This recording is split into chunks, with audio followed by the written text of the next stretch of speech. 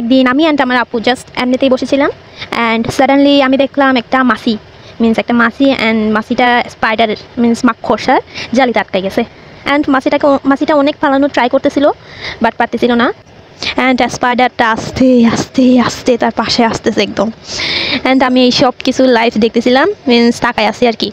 দেন আমি আমার আফুকে বলতেছি, আপু দেখো মাছিটাকে খাইতে আসতেছে অ্যান্ড আপু তেমন পাত্তা দিচ্ছিল না, জাস্ট তাও শুনতেছিল।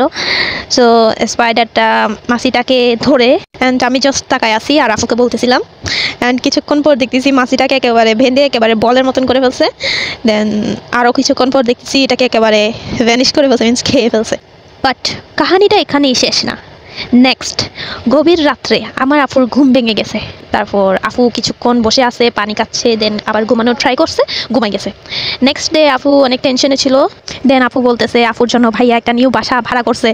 সো আপু স্বপ্নে এখন এগুলো দেখছে, ওই জায়গাতে নাকি রাতে বের হলে অনেক ভয়াবহ কিছু একটা হয়ে যাবে, একদম নিষেধ, সবাই নিষেধ করতেছিল। বাট সাডেনলি কি একটা কারণে আপু বাসা থেকে বের হয়েছিল। বাট তখন একটা বড় কালো কুৎসিত অনেকগুলো পাওয়ালা একটা ধানব আপুর পিছু করা শুরু করছে, আপুকে ধাওয়া করতেছিল আপুকে। অ্যান্ড আপুর আশেপাশে যা বাসা আছে সবার দরজাগুলো বন্ধ করে দিচ্ছে, অফ করে দিচ্ছে অ্যান্ড বলতেছে আজকে বিপদ আছে, আজকে বিপদ আছে, এরকম বলে বলে সবাই দরজাগুলো অফ করে দিচ্ছে। সো আপুকে যখন ধাওয়া করতেছে আপুর ঘুমটাও ভেঙে গেছে। সো আমি এই ঘটনাটা শোনার পরে এই স্বপ্নটা শোনার পরে 1 ঘন্টা হাসছি, আমার হাসি থামাতে পারতেছিলাম না। অ্যান্ড অনেক কষ্টে আপুকে বলছি ওইটা স্পাইডার ছিল আপু, ওইটা স্পাইডার, কালকে বলছিলাম যে ওইটা আপু।